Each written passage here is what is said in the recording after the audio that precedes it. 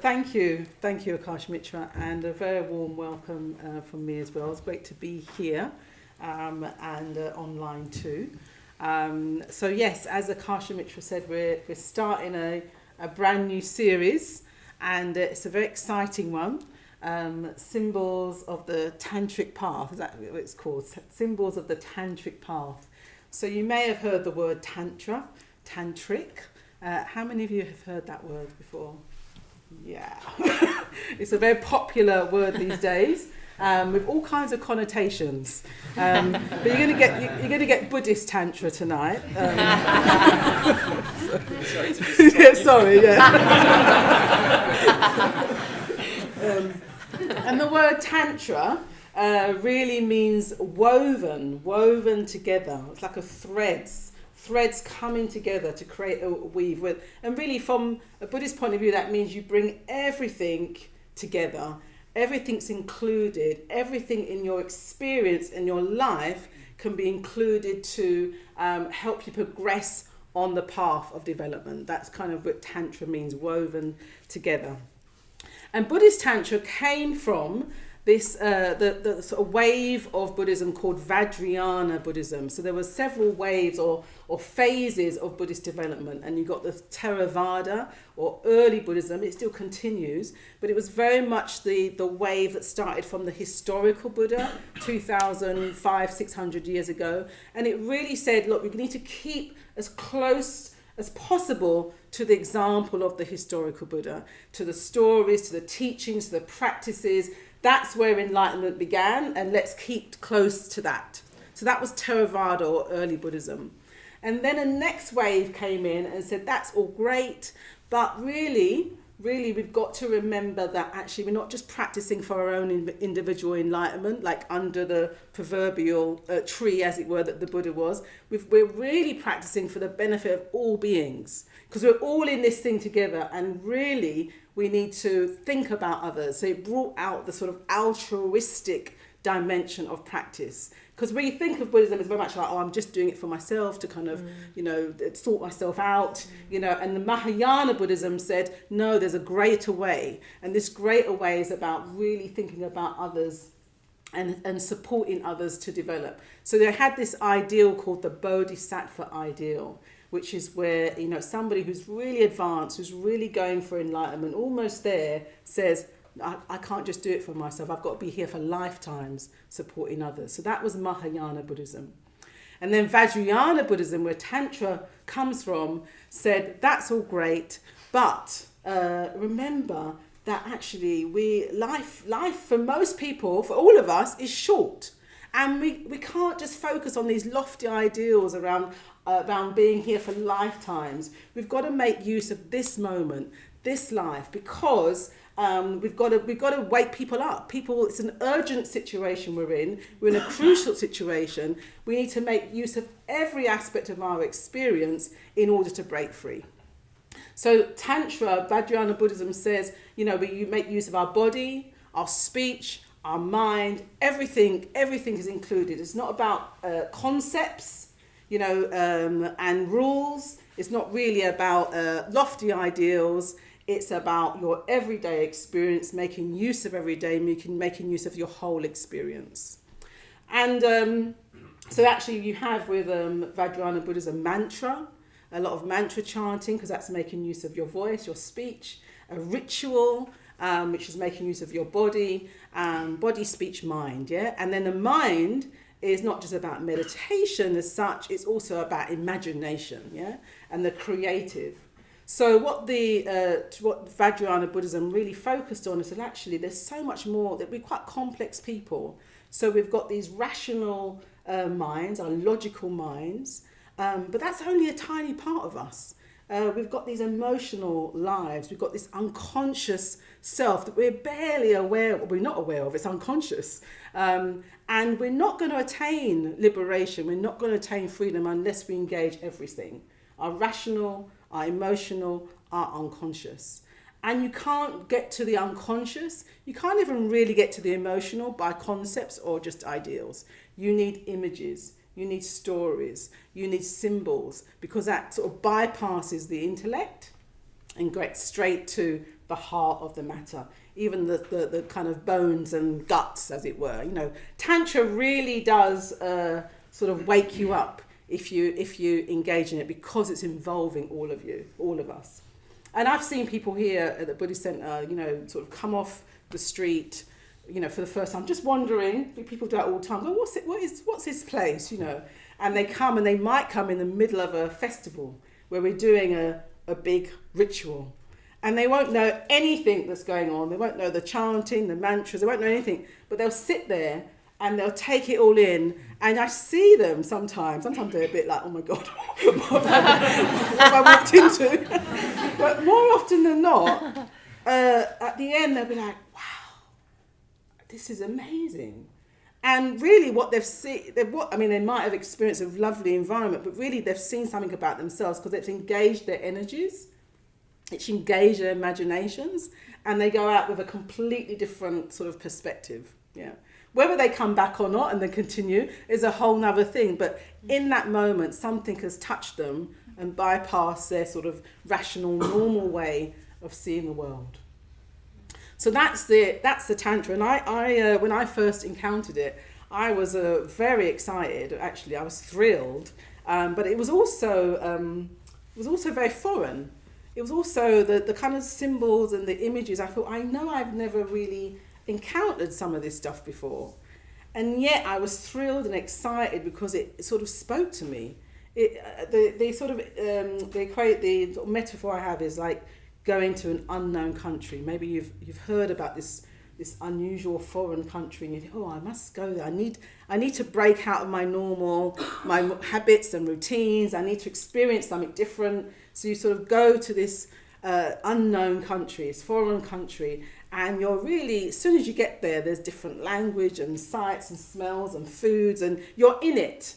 You're no longer thinking about it, you're in it. You're having the direct experience. So it's very much like that, really. And you know you're not going to come back from this country the same as that you went. You know, something different is going to happen. So that's one analogy I have. And then the other one, I was thinking about it. I was thinking, okay, the country one works because it's introducing something new, but something that actually you resonate with. So it's not just like the unusualness of it. It's also like, oh, I need this. This is what I came looking for. You've had that experience when you've gone somewhere new or had a new experience. Think, I didn't know I needed this, but I absolutely need this. So that's the country one. But the other one that came to mind was one about sort of going on a fairground or something, and you're on a roller coaster, and you think, yeah, you know, I like roller coasters. I'm going to enjoy this journey. And then next thing you know, you're upside down dangling, and you think, what? How did I get here? Why am I here? You're not sure if you're really safe or not either. You sort of know you are intellectually, but everything's turned upside down. But when you're experiencing that, actually you're seeing the world from a different vantage point. And it's almost like one of those things where you think, once you see something and you really see it, you can't unsee it. You come back down and you're not quite the same. That's Vajrayana Buddhism. That's the Tantra. That is what you're going to be experiencing this series. So tonight, each week, we're going to be sharing a different one of these different images or symbols with you. And tonight, as has been said, we're exploring the wheel of life, which is one of the most popular tantric sort of images. And the wheel of life, as Suryagupta said, the wheel of life was actually what the world is, or what life really looks like from an enlightened perspective. But it's an enlightened it's a perspective that we probably can recognise. But with the enlightened perspective sees all of it, sees the whole thing, whereas we might just see bits of it, glimpses of it from time to time, and then we forget and we get involved in our stuff again, and then we might experience another bit of it. So it's what the world is and how things come into existence, really, and fade away again from an enlightened perspective. It's also, as Suryagupta said, it's also a mirror as well. So it's a tool for reflection, so you can just reflect on it over time, and it's really helpful to kind of make sense of one's experience, I think. But also, I've experienced it definitely as a mirror. So sometimes I've actively reflected on it, and other times it just jumps out and goes, "That's what's going on," Suryagupta. And I'm like, yes, it is, and so it's come unexpectedly and presented itself to me over the years as well, which is what teachings do actually. Teachings, you sort of hear a teaching, reflect on it, and then when the situation, when the context, when you're ready, it will speak more directly to you, and there's an opportunity then to do something about what you see, what you hear, what you understand. So it's a mirror, and in this mirror, if you like, it's on the shrine and online as well. There's a link you can have a look at. Basically it's this great wheel, and there's 4 circles in this wheel, and then there's a great monster holding the whole thing. I remember now when I first saw it, I just didn't see the monster. For some reason, I sort of blanked that monster bit out, and I just was focusing on some of the detail in the wheel. But there is this great monster holding the whole wheel, which we'll come to what that means. But so there are 4 circles. So the first circle, what you have is right in the hub, right in the center, is 3 animals. There's a snake, a pig, and a cockerel. And they stand for the 3 driving emotions, the 3 driving forces that create suffering, that create ignorance, that kind of really are what propels suffering in the world. So the snake is hatred, stands for hatred. If you think about it, snakes, have the reputation, don't they, of, they hiss, they don't like something, and they express venom, so, if it's a mirror, then I guess the invitation this evening is, as I'm talking about it, is to say, well, actually, do you recognise that? Do you resonate with that? So, if somebody is really mean to you, what's the response? The response can be, I want to get them back, or, anger, hatred in some way, yes? So, and that's a sort of snake, the kind of hissing expression. Then we've got the pig, which stands for ignorance, and I guess because the pig's head is in the trough, doesn't want to think about anything, just focused on the food, see nothing, hear nothing, just focus on what it wants. So yeah, that's stands for ignorance. So again, what is ignorance? How do we understand ignorance? How many of us actually even think that we might be ignorant? Is that a word that we even think about ourselves? Maybe not. But that's what drives things. And then also the cockerel is the kind of it stands for greed. And I guess because cockerels, they're just pecking all the time, aren't they? They're endlessly picking something off the ground, eating, and just wandering about doing that all the time. So I guess that's why that's there. Someone said to me, it's not fair, how do we know those animals that were like that? And I said, anyway, they're broad generalisations, and they're not really to do with the animals. Who knows what it's like to be a cockerel or a pig or a snake? I'm sure they have higher elements to their experience. But it's kind of just saying, we've got those elements to us. So I guess that's the first thing, is it true? And that's the thing about Buddhism. It doesn't say you've got to believe any of this. It's more like, does that resonate? Do I see that? Do I see that in my experience? Do I see it in other people? Do I see that in the world? Yeah, that's a thing. And what this is saying really, because this hub is this middle circle is really the center of it all. everything else in this wheel comes from the middle. And it's really saying that that's kind of who we are. It's an aspect of our nature, and an aspect of our nature we probably don't recognise unless the chips are down, when things get tough, when our sort of usual routines are taken away. Maybe some of us might have experienced that during the lockdown. Suddenly we were just left to our own devices without our usual things that distract us, and suddenly it was much more challenging for many of us. And then when things break down in societally as well, war. As soon as war comes, it can bring out incredible generosity and courage, but it can also bring out the worst, as we know. Yeah. So conflict, challenging situations, bring these things out. When we want something and don't get it, it brings those things out. So that's the hub of the wheel. And then the next circle is it's got basically two bits, two halves. It's got a light side and a dark side. And the light side, you've got these people flowing up, and the dark side, you've got people flowing down. And when I first saw the Wheel of Life, I totally recognised that one.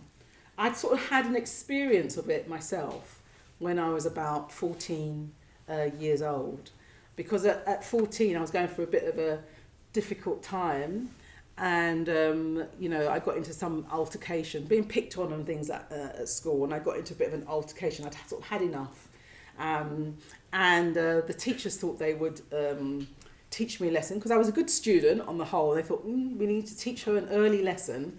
So they said, we think you should go home, spend a few days at home and reflect on your, what's happened. And I was furious, actually. I just thought, I'm never really, get into trouble. And the one time I do, they sort of came down really hard. And luckily my parents, they were out of the country at the time.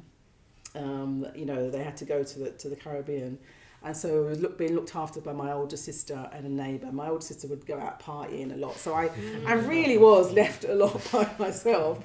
And I was there reflecting, really. At first, in a very sort of upset way.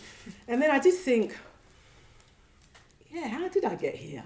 How has this happened? And I thought back through all the events that led up to it. And, what came to me was like, okay, that I could see what had led up to it, but I also think, I don't know what to do. What do I do now? I knew I was going back to school, but how do I deal with this situation now? And I just thought, I was upset with the teachers, I was upset with the person, I was upset with the whole context. And I thought, if I go back into that, then I could imagine, without a shift, some kind of change, I thought, it's just going to get worse.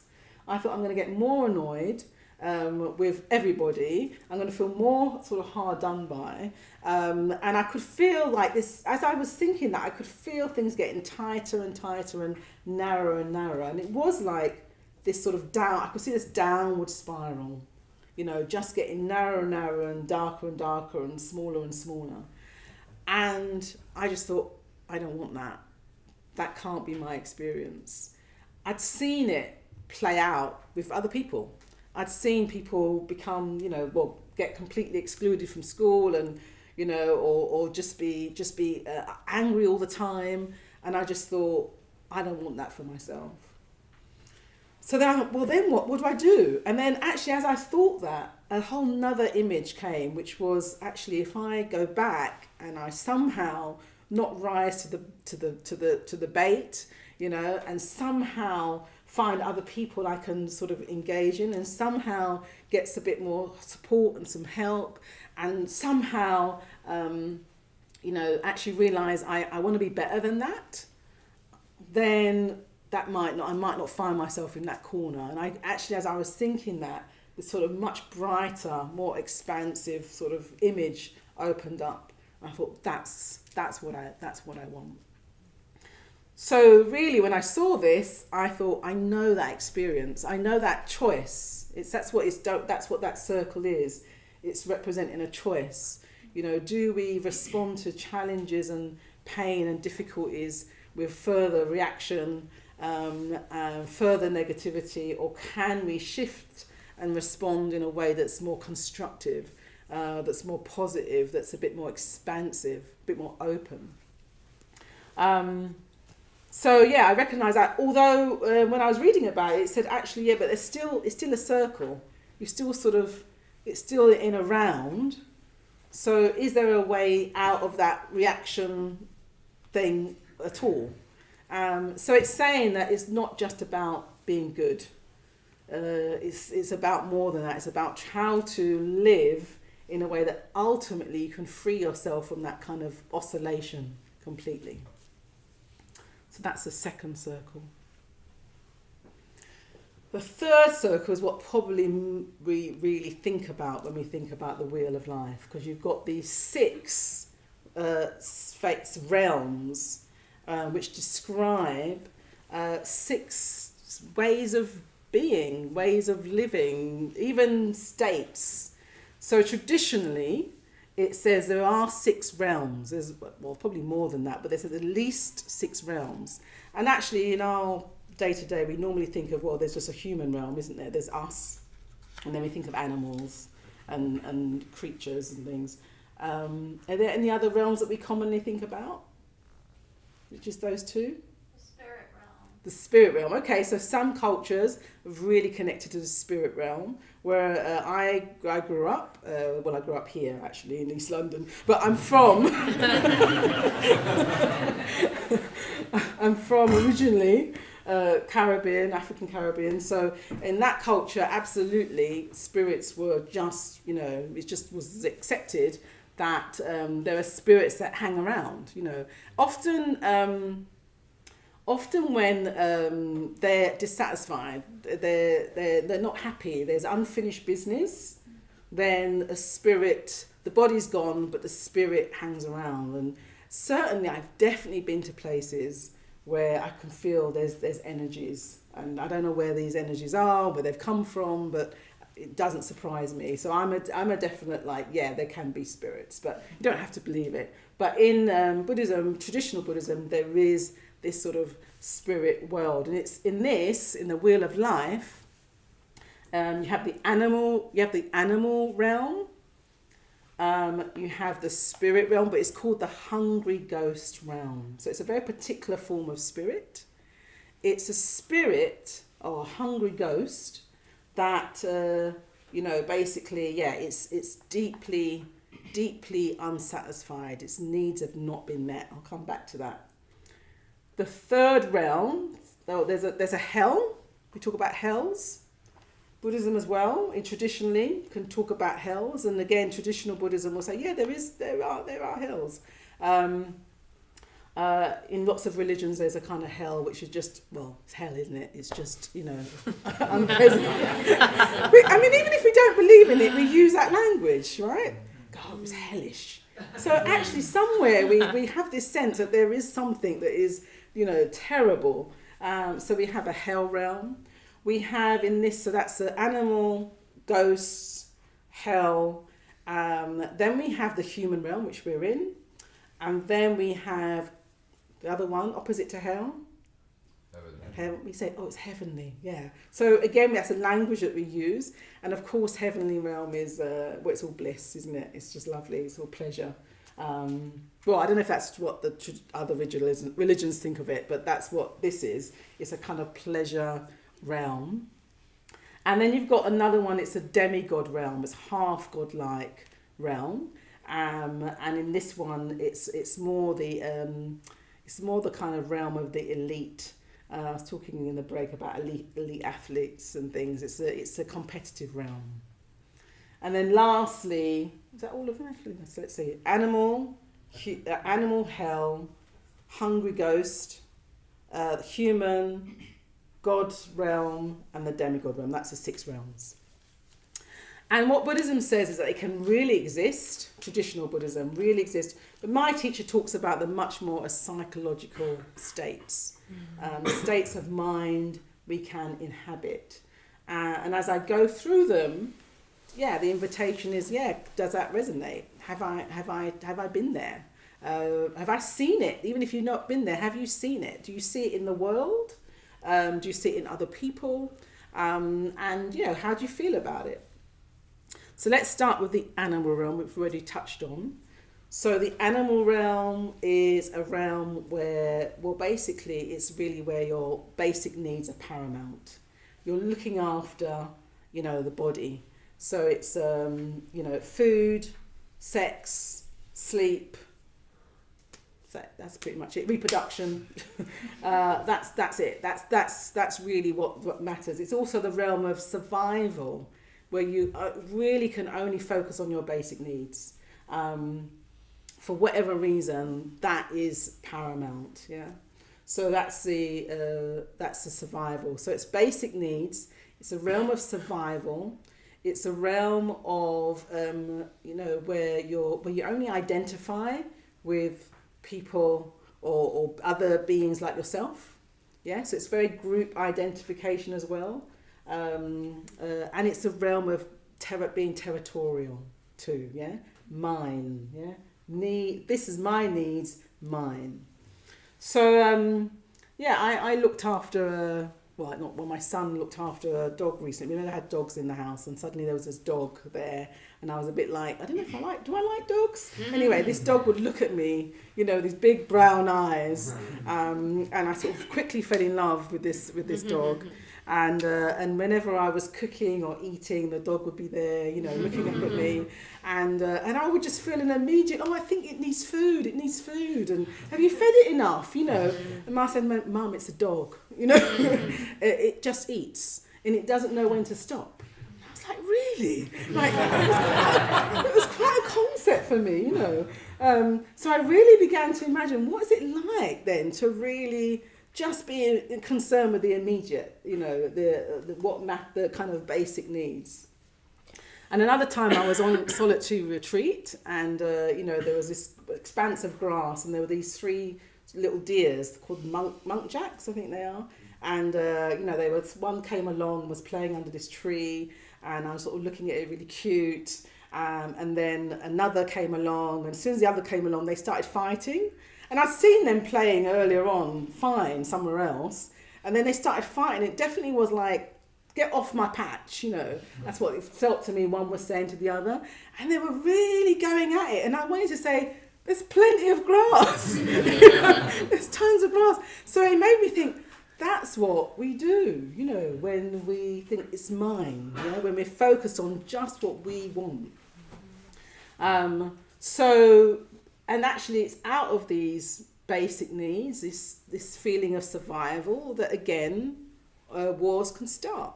Yeah, fighting over water, fighting over resources. It's a very real thing that happens, and it comes from this very limited perspective. So in each of these realms, there's a Buddha. And the Buddha says, there's a way out.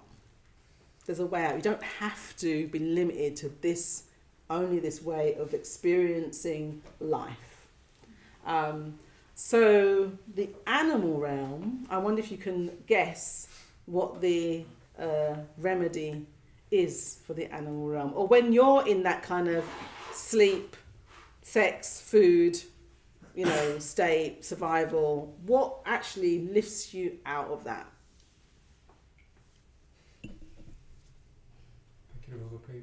Thinking of other people, yeah. Might be a bit step for meditation. Another step. I'll tell you what it is. It's a book. Learning. It's recognising there's more to us than our physical needs. That we have a mind and we have a heart that can learn. So if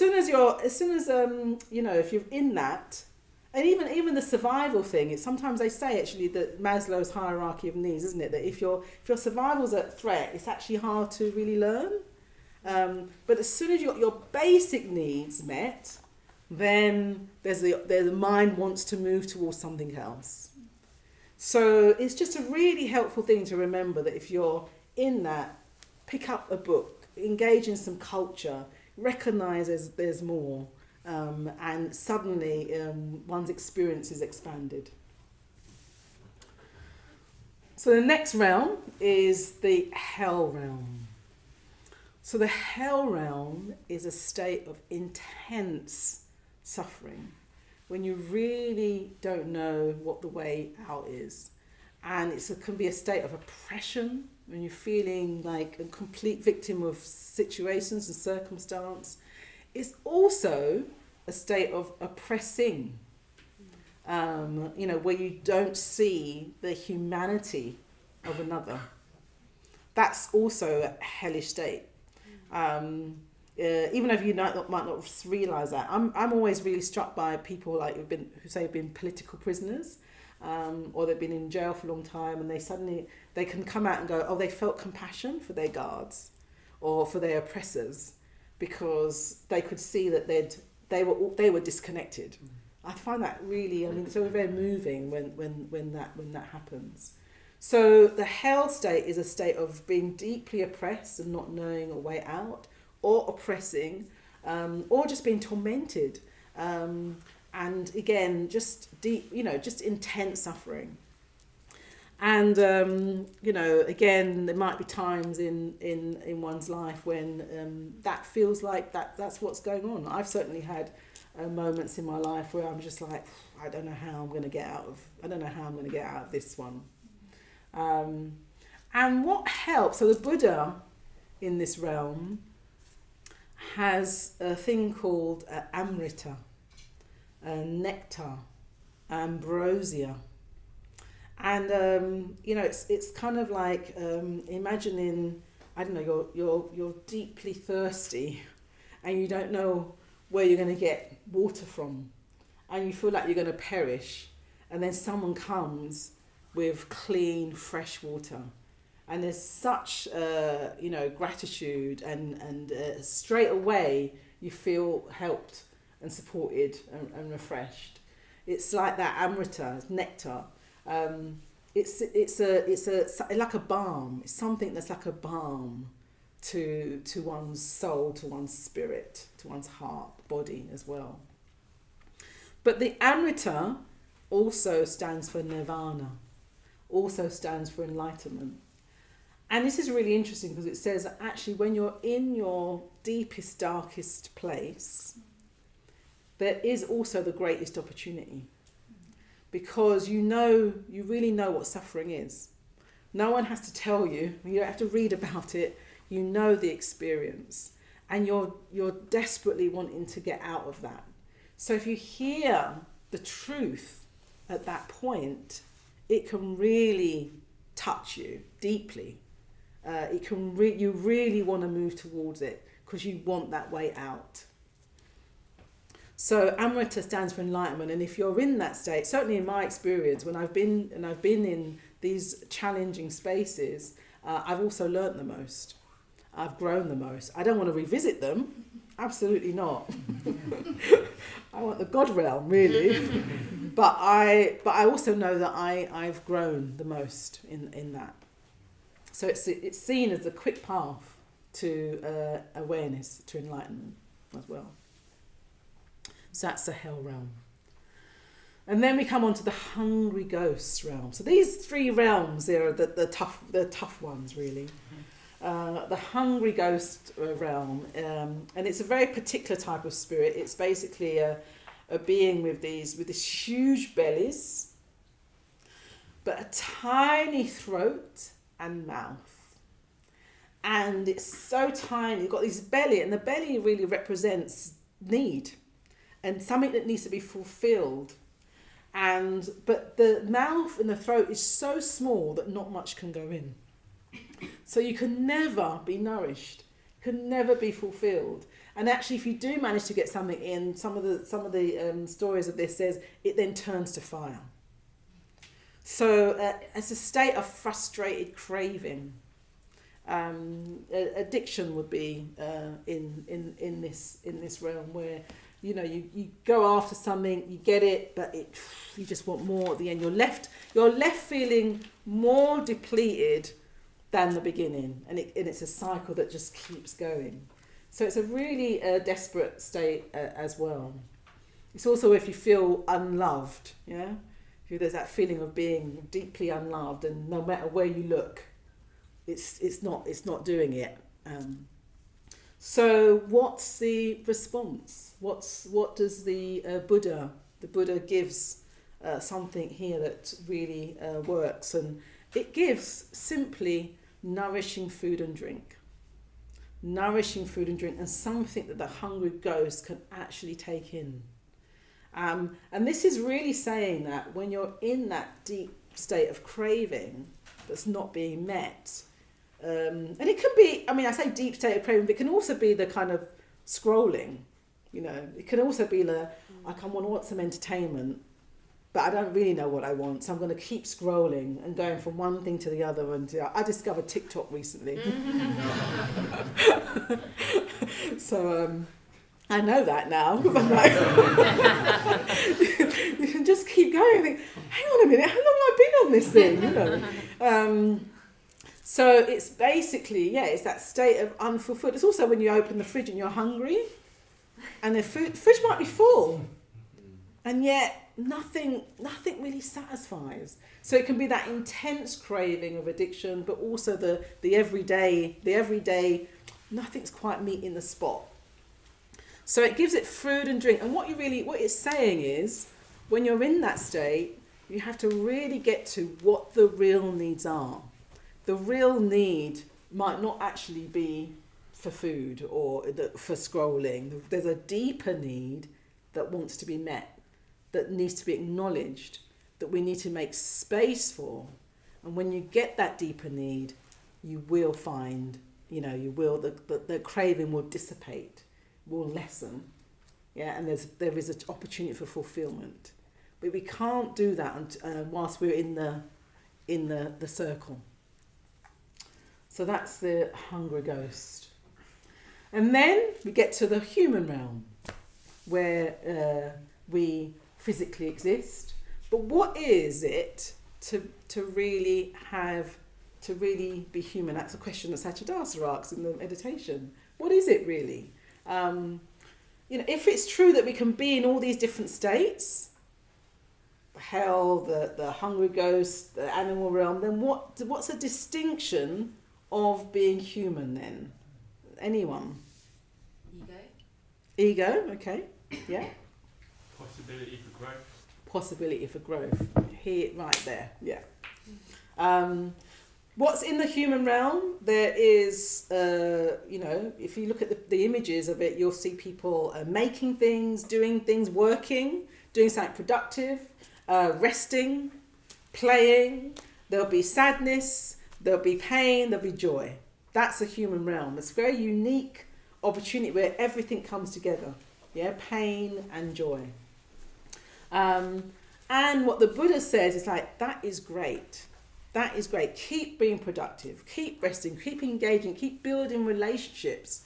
Relationships are a really key part of the human realm. And remember to make space for development. Remember to make space for growth. Growth doesn't just happen by itself.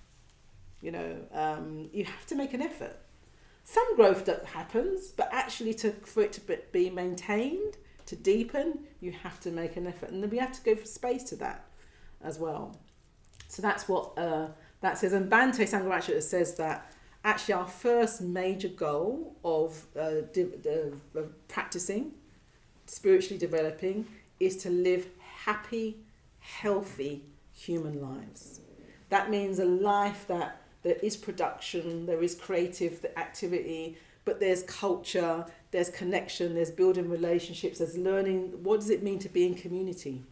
That is a happy, healthy life. And sometimes we're not in that because we're working too much, yeah, or we're not working enough, or you know, we're not figuring out how to have healthy relationships. So that is our first thing, and that's a worthwhile goal. So then we get to it is my favourite realm, the God realm. Am I the only one that fancies the God realm? So in the God realm, it's basically your you know, sort of, well, probably we do all have God realms in our heads, in the sense that what is the thing that you think is going to give you pleasure ongoingly, yeah. You know, we usually push away pain and we move towards pleasure. So in the God realm, basically you get everything's easy and, you know, relaxed and chilled and pleasurable, basically. The weather is perfect. It's not too hot, it's not too cold. I mean, you know, we preoccupy ourselves a lot with the weather in this country, in the UK, you know. Oh, it's a bit cold today, oh, it's a bit warm today. And it's because we were expecting it one day to be not too hot, not too cold. You know. We get all the foods that we want, yeah, and we don't have to make it unless we want to, you know. So we get all the foods that we want. Again, it's perfect. The trees and the plants, they're just exuding a beautiful aroma. What else? Some God realms, everyone's like beings of light, you know. So you might be in a God realm where you're just a being of light, just floating around and just enjoying space. And other God realms, it's, you know, a bit more formed, you know. You've got all physical form. So there's different levels of God realm. Actually, there are, if you think about it as there's an emotional, psychological state, but, you know, if you look around the world, there are places where people seem to live in a, like, they get everything they need, they get everything they want. Life seems to just be quite easy, quite straightforward. You know, you could say they're living godlike existences, really. What's the problem? Is there a problem in the God realm? Motivation to change. Oh, right, no motivation to change. Why change? Because everything is fine, isn't it, in the God realm, it seems. Any other issues of the God realm? It's temporary. It is temporary. That is the main issue. Yeah, that's the main suffering in it. I think the other thing about the God realm, if you're in that, there's a great amount of complacency. There's no motivation to change, but there's also, you're not even aware of other states of existence. You're kind of like, yeah, life is good, isn't it? And you're surprised that not everybody has that experience, yeah? Certainly, the people I've known who lived in a God realm, they would be really shocked if they encountered some of the other states, you know. Or they think some of the other states, oh gosh, that's other people. I could never be in that, you know, because I'm like this. So yeah, complacency is a real danger of the God realm. And the thing about the God realm is that it doesn't last. And that does bring me to this monster holding the whole wheel, because this monster is the demon of impermanence. And it's only a demon because we don't really want to take in impermanence. We don't want to take in the fact that we all have a shelf life, really, and, you know, one day we're on the escalator and we're on our phones and we're looking at the adverts and we're chatting away, and then next thing we know, we stumble off. I'm like, oh, what happened there, you know? So the gods are subject to impermanence, and like the rest of the wheel. And it's really sad the way it happens in the kind of real God realm, because what happens is that if they've got a physical form, if they haven't got a physical form, if they're light beings, then they start to get a form, yeah, and that's uncomfortable for them. And if they've got a form already, they start to smell. And the other gods go, ooh, you know, and they suddenly find themselves like a bit ostracized and a bit kind of like, oh my gosh, you know, I'm no longer with the glow, yeah? And that's how they know they're coming to the end. But they're not prepared. They haven't prepared themselves because they didn't realize it was going to happen to them. So the Buddha in the God realm is playing a lute of impermanence, just reminding that this too will pass. This too will come to an end. And it's helpful, even for us, you know, if we're in that godlike, blissful state, you know, like, I don't know, the last time I was in a physical thing like that was when I was on holiday in the Caribbean, sunsets, palm trees, mocktails, you know, very, very nice. I was visiting family, so it was a thing I had to do. But, you know, I came back, Heathrow, rain, tube strikes, you know. So, you know, it came to an end. And then the last one is the Ashura realm, which is the demigod realm. And that is, they're basically semi-gods, and they have all the kind of strength and the good looks and the energy of the god realm, but what they really want is in the God realm, so they're fighting for it. They're competing for it. They're like, what we want that. It's a wish-fulfilling tree that's in the God realm, and they're constantly trying to get it. And that's a state of competitiveness, you know, status, where we're always sort of one-upmanship, and we're always judging and comparing ourselves with others. We feel good when we're better than the next person, yeah? That's that state. And again, you get places like, I can imagine the fashion industry, beauty industry, football, elite football, all of that, I imagine, has quite a business, has quite a dose of that. Billionaires want more. And you think, you know, it's like, why would you want more? Because there's always something beyond. There's always something else you can go after. So it's a state of suffering. If you look at it from an enlightened perspective, what it's saying is like, where is their rest? Where is their peace? Where is their contentment? Where is their real love and relationships? Where is that? If you're always looking for the next thing and you can't enjoy the thing that you've got. So the Buddha in that one has a sword of wisdom. So rather than putting your energy into the next, or into status, or into competitiveness, or trying to get the next thing, it's kind of like use that energy, because there's a lot of energy in that. There's a lot of clarity in that. There's a lot of focus, even discipline perhaps in that. Use that for the truth. Use that for what's actually going to make a difference for yourself in terms of really understanding what this whole experience is that we're in. So it's a sword of wisdom. And so an enlightened perspective sees all of this. And the very last circle is basically how all of that comes into being. It's things arise, all of that arises, all of the middle circle, all of the three circles, all of it arises in dependence on previous conditions. So that's kind of saying we are born, we have these experiences, pleasant, unpleasant, we react to those experiences. Sickness happens, old age happens, death happens, and then we do it all over again, and again, and again, and again, and again. Which is what the Siddhartha, the Buddha, saw when he was under the tree.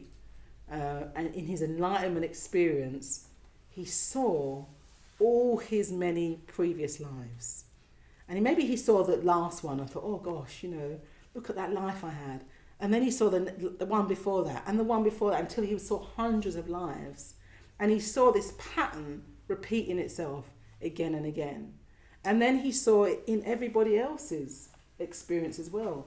Every human being goes through this experience of becoming again and again, waking up into the world and going, okay, here I am. What's it mean? Who am I with? What's my situation? How do I live? And then trying to work it out.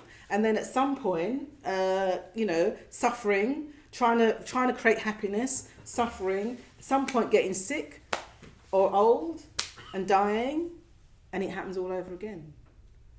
And the Buddha, in his enlightenment experience, he really saw that.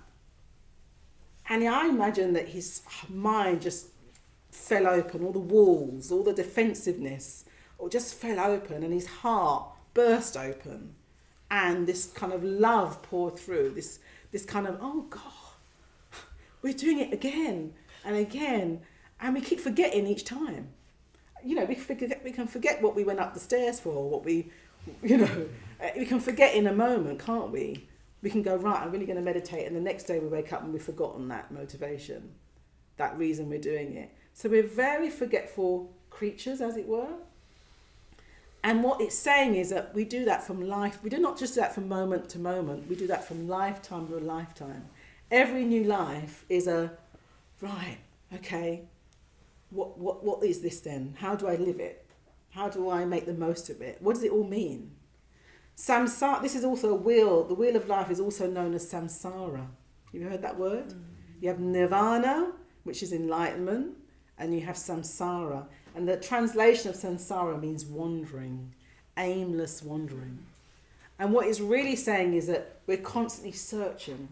We're constantly searching for something, and we're not quite clear often what that is. And what it's basically saying is what you're really searching for is that fulfillment. What you're really searching for is understanding what this whole experience of life is. And then waking up from just the rounds and going, I'm here to learn something. I'm here to not keep making the same mistakes. I'm here to not keep repeating my patterns. I'm here to discover what it means to love. I'm here to discover what living with awareness really is. I'm here to discover the fact that we're all in the same boat, and that actually if I grow, I can actually support others in some way as well. The more I grow, the more I can be a light in this wheel. So actually, when I was reflecting on it, I found myself really like, gosh, it's a deeply compassionate image, if you look at it from that point of view. It's giving us the tools, because at some point we're going to be in one of these realms. At some point we're going to either notice the hub, our greed, our hatred, our ignorance, or we're going to notice our reaction, our reactive mind, and how we can change the course, or we're going to be in one of the realms. And we're going to want to know what can we do? What's our step? And that's what the Buddha stands for. The Buddha says there is always a way out, and it's handing you the next step. And it's a very beautiful, very compassionate image that we can reflect on, and can be a mirror, an accompaniment, and a guide to us as we live day to day. Thank you. Thank you.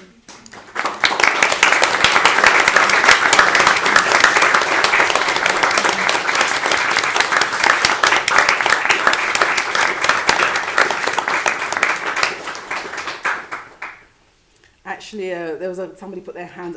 We have a couple of minutes of questions, and then we'll end. Yeah. Did you have a question? Well, I can't really see. Is there a Buddha in the human realm? There's a Buddha. The human realm is like they're giving you the human realm. Thank you. I missed that one out. Thank you. So the Buddha in the human realm is giving you a begging bowl, and the begging bowl really represents going forth. It's saying that we have our experience. It's saying make time for practice, make time for evolution. And for that, we can't always be in our familiar. We have to take a step back, and look at our experience, which is what retreats are. So if you go on retreat, it's a kind of going forth. If you do a course, you're kind of going, I need to make time for this, which is what you're doing here tonight. So it's going forth from the familiar, from the everyday, and making space for growth. So the begging well, thank you very much for that. There's another circle just around the edge. the That's a circle of becoming. That's the all things arise in dependence upon conditions, and it shows birth, all the events in life, sickness, death, and the repetition of that, and it shows that how it all works. It's called the Nidana chain, but you could do a whole course just on that. One last question. Yeah. Can you give us a glimpse of the sorts of experiences you will be taking us through for the rest of the course? Oh, you want a little preview? Well, Vajra, you're going to do the Vajra? Mm-hmm. Yeah, Vajra is another symbol, very powerful symbol, that really says that any negativity can be transformed into the positive. The energy, you harness the energy and you propel it into the positive. That's one of them. Next time. Next Monday. Next Monday. Stay tuned. Yeah. Thank you very much. Thank you.